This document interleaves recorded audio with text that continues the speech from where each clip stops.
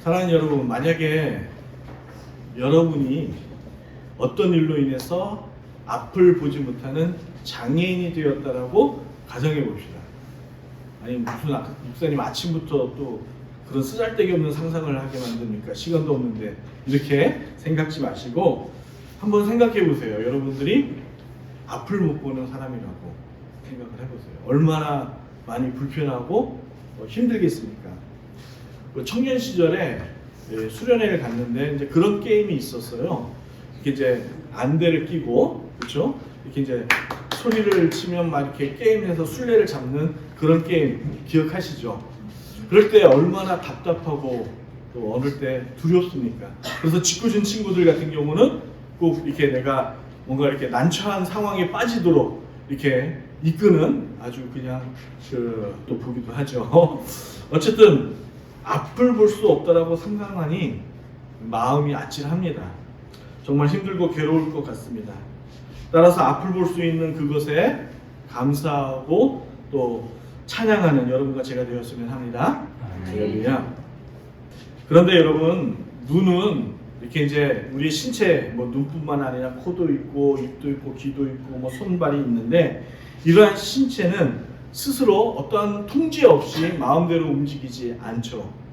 여러분, 이러한 신체에 있는 우리의 이 지체들은 어디에 통제를 받습니까? 네, 머리, 뇌의 통제를 받습니다. 눈이 자기 보고 싶은 것에만 꽂혀 보는 일은 결단코 없어요. 아내와 길을 걷는데 어여쁜 아가씨가 지나가는 거예요. 그런데 뇌는 분명히 보면 안 돼 라고 지시하는데 눈이 지멋대로 그 어여쁜 아가씨에게 시선이 꽂히는 겁니다. 여러분, 그러면 어떻게 될까요? 네, 무서운 상황이 일어나죠. 왜요? 옆에 누가 있기 때문에? 아내가 있기 때문에 그렇습니다. 그날은 집에 들어갈 생각을 하시면 안 되는 것이죠. 진짜 이렇다면 얼마나 끔찍하고 위험하겠어요. 그렇죠? 우리의 눈이 뇌의 명령을 받지 않고 자기가 보고 싶은 것을 판단해서 본다라고 생각해 보세요. 얼마나 웃기겠습니까? 그러므로 우리 몸의 모든 지체는 뇌의 통제를 받아야 하는 거죠. 그런데 여러분, 그거 아세요?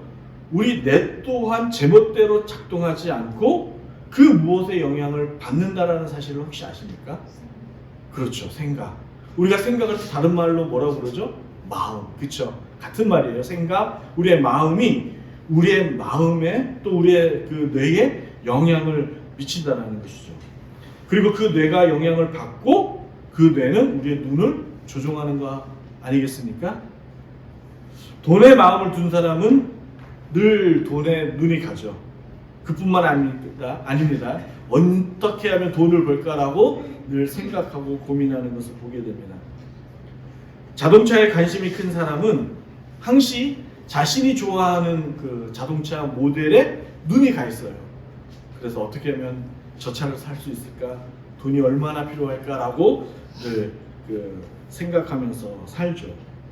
제가 오늘 이 처음 설교를 준비하면서 원래 이제 제목은 재물이냐 하나님이냐 라는 것으로 제목을 정했어요.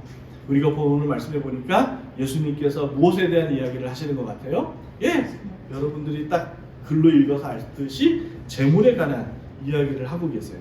그리고 그 부분에 있어서는 하나님이 우리에게 뭐라고 얘기하시냐면, 예수님이 뭐라고 얘기하시냐면 사람은 재물과 하나님 중에 선택해야 된다고 말씀하고 있는 것이죠.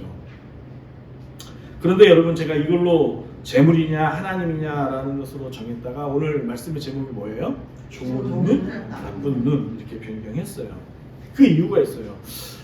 이렇게 딱 단전적으로 재물이냐 물질이냐 아니면 하나님이냐 그러면 마치 성도가 재물을 얻기 위해서 최선을 다해서 일하고 사는 것이 부끄러운 일처럼 치부될 수 있다라는 생각이 든 거죠. 왜냐면 여러분과 저는 어찌했든 간에 살아있는 이 동안에, 이 땅과 더불어 사는 동안에 물질이 필요하기 때문 아니겠습니까? 물질이 필요합니다. 마치 교회 일에만 전념하여 사는 것이 은혜로운 그 삶처럼 오해하도록 가르쳐서는 안 된다는 말씀을 드리는 거예요.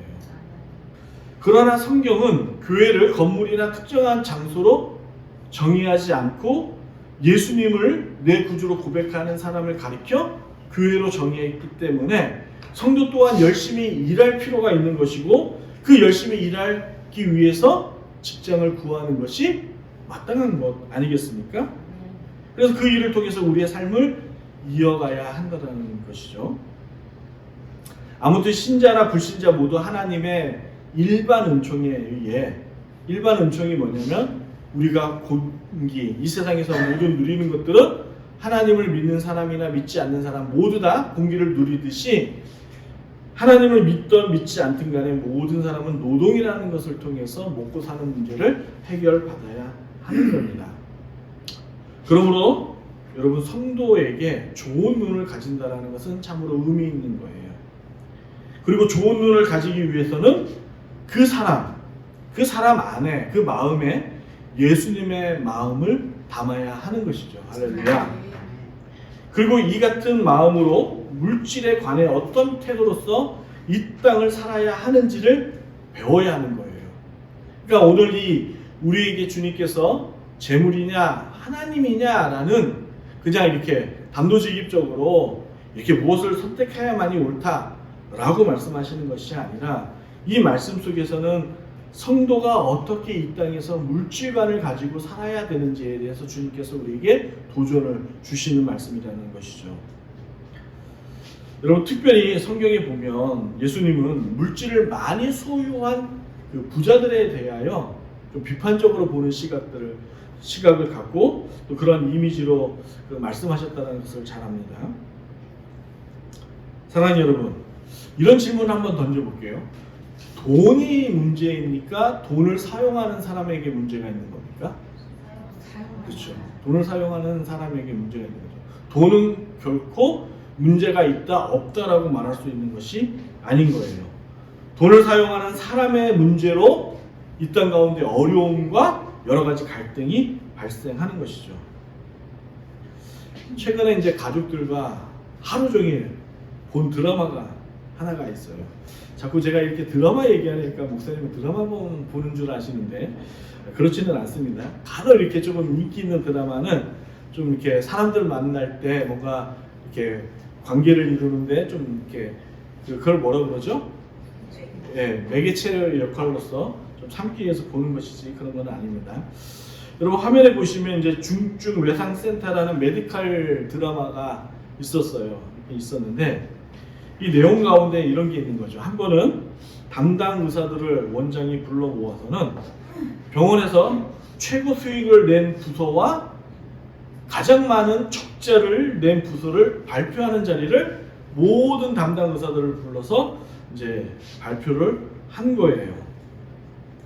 그리고 드라마에서는 장례식장이 그 병원에서 가장 큰 수익을 흑자를 낸 부서로서 막 칭찬을 하고 박수를 치는 모습이 있는 것이죠. 그런데 중증외상센터만이 이번에도 매년마다 병원에 가장 큰 적자를 안겨줬다라고 병원장이 그 담당 의사를 쪽주는 장면이 드라마에 있었던 거예요. 그런데 주인공은 이러한 모욕에도 아랑곳하지 않고 반격하는 것이죠. 이렇게 얘기하는 거예요. 병원이 사람을 많이 살린 일을 칭찬해야지 적자를 냈다고 쪽을 주는 경우가 어디 있습니까? 라고 당당하게 항의를 한 거예요. 보니까 장례식장의 수익이 이렇게 많이 난 이유가 환자를 최선을 다해 치료하지 않는 거예요.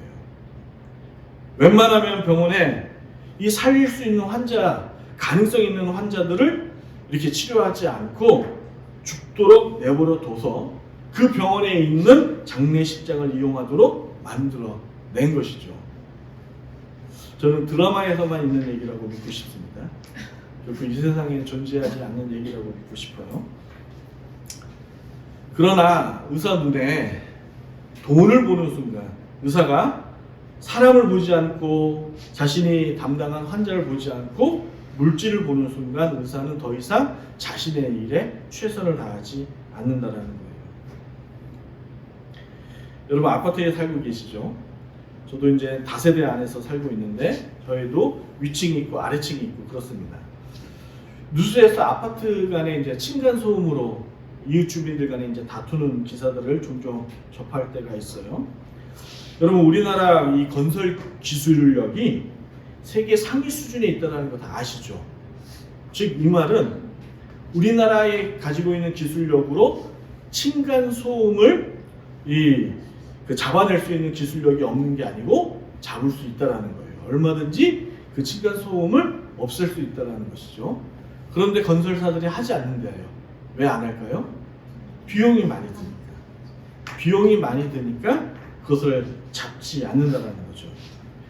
건설사는 이웃의 이 같은 불편함을 듣고도 꿈쩍하지 않는 거예요. 이 일로 이웃 간에 다투고 싸우는 것이 매스컴에 종종 드러남에도 불구하고 건설사 회장은 눈 하나 깜빡이지 않고 자기가 얻을 이익만을 바라보고 있다는 거죠. 여러분, 성경에 보면 예수님이 이런 말씀하셨잖아요. 낙타가 바늘구멍 들어가는 것이 부자가 천국에 들어가는 것보다 더 쉽다라고 말씀하셨어요. 마태복음 이제 19장의 후반부에 나와 있고 분간복음 여러 복음서에서도 이 말씀을 다루고 있죠. 아주 유명한 비유의 말씀으로서 우리에게 말씀하셨어요. 어쨌든 부자는 하나님 나라에 들어가기가 힘들대요. 그러면서 우리 가슴을 쓰다듬읍시다. 나는 참 다행이구나. 그렇죠? 부자가 아니니까. 그런데 이제 더 놀라운 장면이 이제 19장에 보면 있어요. 이 같은 충격적인 예수님의 말씀에 낙타가 바늘구멍에 들어가는 것이 그 부자가 천국에 들어가는 것보다 더 쉽다라고 하신 이 말씀에 그 제자들이 깜짝 놀라죠. 25절에 보면 이 말은 뭐예요? 제자 중에도 부유한 제자가 있었다는 말이에요. 그러나 자신들은 이 모든 것을 다 버리고 주님을 쫓았다라고 말하고 있는 것이죠. 그래서 자신들은 하나님 나라에 들어갈 자격이 있습니다 라고 말하고 있는 거예요. 그런데 왜 어째서 예수님은 부자라는 이유만으로 하나님 나라에 들어가지 못한다라고 말하는 것일까요? 그게 아닌 거죠. 부자이기 때문에 들어가지 못하는 것이 아니라 그 부자가 되기 위하여 형성된 그 재산의 과정이 어땠는가를 묻는 거예요. 어땠는가를. 마태복음 19장에 있는 부자 청년의 이야기, 이 해석에 관심이 가는 해석 중에 하나가 뭐냐면 여기서 재물이라는 이 재물은 땅을 가리키는 것이라고 얘기를 해요. 뭐를 가리킨다고요? 땅을 가리키는다는 해석이 이렇게 있습니다. 이 같은 해석이 왜 그러냐면 19장 21절에 보면 예수님께서 이렇게 얘기해요. 내 소유를 팔아 가난한 자에게 줘라 라고 말씀하시죠. 그럼 기억나시죠? 기억나실 거예요. 여러분, 금이나 돈이었다면 그냥 나눠주라고 말씀하셨겠죠?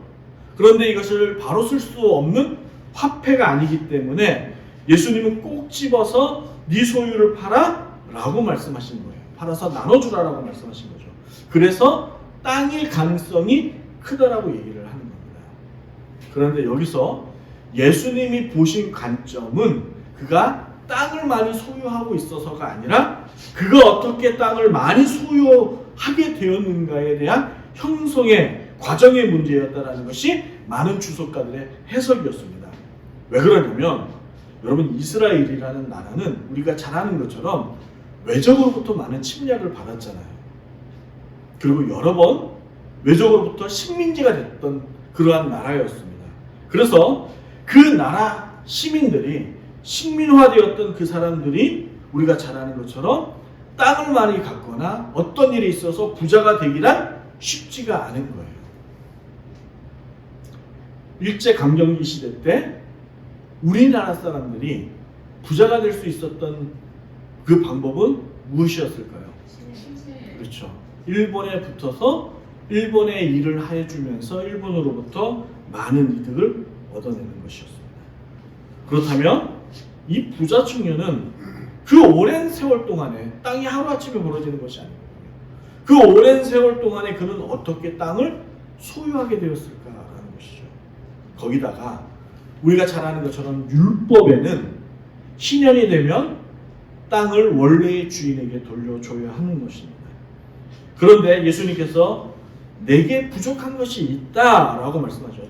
청년은 예수님께 영생을 얻는 데 있어서 자신 있게 얘기합니다. 저는요 11도도 잘 지켰고요, 교회에 빠짐없이 잘 출석하여 예배도 드렸고요, 정기적으로 제 소득의 일부를 떼어서 가난하고 어려운 이웃들을 도와줬습니다. 아주 자랑스럽게 이야기했죠. 그런데 그 이야기를 들은 예수님께서 그 부자 청년에게 이렇게 얘기하는 거죠.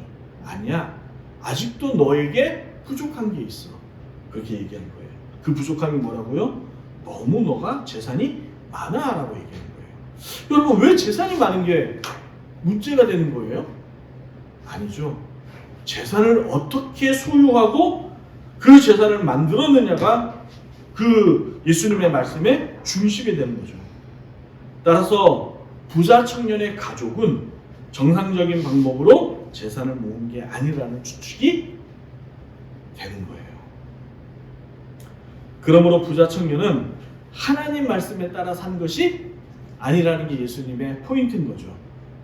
자기가 지킬 수 있는 것만 골라 지키는 외식하는 자의 대표적인 사례였죠. 자기 마음에 불편한 말씀은 외면하는 겁니다. 그리고 자기가 할 수 있는 그것만 지키는 거예요.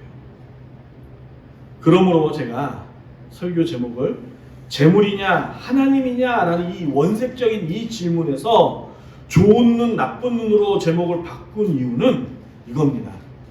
어떻게 재물을 소유했느냐가 중요하기 때문에 그 소유하는 과정 속에서 너의 마음은 어디에 시선을 두고 있느냐라는 질문에서 다시금 이 말씀을 짚어보자는 것이죠. 사랑하는 여러분, 여러분들은 평상시 일상 속에서 어디에 여러분의 눈을 두고 살고 계십니까? 예수님은 네가 눈을 두고 있는 그곳에 네 마음이 있다라고 얘기하죠. 오늘 말씀에. 그리고 네 눈은 등불이라고 얘기해요. 여기서 이 등불이라고 얘기하는 것은 너의 몸이 움직이고 반응하는 그 모든 것은 네 눈이 시선을 두고 있는 그곳에 반응하는 것이야. 그 말은 네 눈이 시선을 두고 있는 그곳에 네 마음이 다 전부 있는 것이지. 이렇게 말씀하시는 거예요. 네가 나와, 그러니까 예수님과 관계가 좋지 않다면 그 이유는 네 눈이 내가 아닌 다른 것을 보기 때문 아니겠어? 라는 질문 아니겠습니까? 여러분, 재미난 영상 하나를 제가 인터넷에서 보게 됐는데, 여러분 이 영상을 한번 보시고 이어서 설교를 마무리를 할까 합니다. 영상 한번 보실까요? 어느 날 한 뱀이 창고를 기어다니다가 바닥에 놓여있던 톱에 몸이 스치면서 상처를 입었습니다. 뱀은 톱이 자기를 공격했다고 생각했죠. 화가 난 뱀은 톱을 물었고 결국 입이 심하게 다쳤습니다. 상처를 입은 뱀은 화가 나서 복수를 다짐했습니다. 톱을 질식시킬 수 있다고 생각하여 온 힘을 다해 톱을 휘감았습니다. 슬프게도 뱀은 계속해서 톱에 베이다가 결국 죽고 말았습니다. 만약 처음 상처를 받았을 때 차라리 무시했더라면 더 나쁜 상황은 피할 수 있었을 텐데 말이죠. 네, 아주 이렇게 짧은 영상입니다. 여러분, 이 영상을 보신 소감이 어떠세요? 이 뱀의 미련함을 혹 여러분과 제가 닮지는 않았을까라는 것이죠. 이 뱀의 어리석음, 이 미련함은 자기가 그 톱을 어떻게 할 수 있을 것이라고 생각을 한 거예요. 그렇게 시선이 꽂힌 거죠. 결국 자기가 본 것이 자기를 죽음으로 몰아가고 있음을 깨닫지 못한 채 뱀은 점점 자멸하고 있는 거예요. 사랑하는 여러분, 지난 시간에 하나님을 소개하기를 우리 하나님은 은밀하신 하나님이라고 제가 말씀을 드렸어요. 신자가 고통 가운데 있어도 외면하는 것처럼 보이나 실상은 주님은 항상 우리와 계신다라는 거예요. 내가 전혀 생각하지 못한 곳에서 예기치 못한 사람을 통해서 우리 주님은 일하고 계심을 여러분과 저는 목격하게 되죠. 그리고 그제야 내가 가졌던 염려가, 그 불안이 얼마나 부질없고 쓸데없는 일인가를 깨닫게 돼요. 하나님의 이렇게 돌보심을 보고. 그러니 오늘 말씀 가운데 예수님께서 우리에게 신자가 비겁하고 부끄럽게 살 필요가 없다라고 지금 말씀해 주시는 거예요. 얘들아, 염려하지 마. 내가 있잖아. 저기 공중을 나는 새를 봐봐. 또한 길가에 자란 저 백합화를 한번 보렴. 그 누구도 돌보지 않는 것처럼 보이나 그렇지 않다. 다 이 모든 것들을 내가 보호하며 지키고 있어. 하물며 너는 나에게 있어서 가장 존귀한 존재가 아니니? 그러니 염려하지 마. 내가 너의 필요를 알고 네가 현재 무엇을 두려워하는 그것이 무엇인지도 내가 너무도 잘 알고 있어. 그러니 조금만 더 버티고 나를 믿어줄 수 없겠니? 라고 지금 예수님께서 이 재물에 관한 이야기를 통해서 우리에게 말씀하고 계시는 거죠. 그러면서 우리에게 당부하신 말씀이 무엇이었습니까? 오늘 읽었던 25절에 그런즉 너희는 먼저 그의 나라와 그의 의를 구하라. 그리하면 그 모든 것을 너희에게 더하시리라 하신 이 말씀 아니겠습니까? 여러분 믿으십니까? 여러분 이렇게 분명하고도 명확한 말씀을 주님께서 우리에게 주셨음에도 불구하고 저와 여러분들이 우리가 이 땅에 살아가면서 여전히 불안과 염려 속에서 사는 이유가 어디 있다라는 거예요. 믿음 없는 것이죠.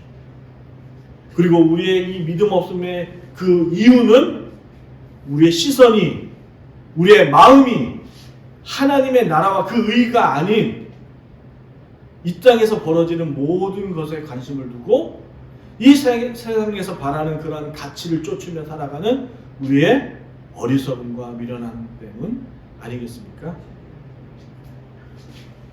그러므로 사랑하는 여러분, 온전한 주님을 바라보고 붙잡을 수 있기를 주의 이름으로 축복합니다.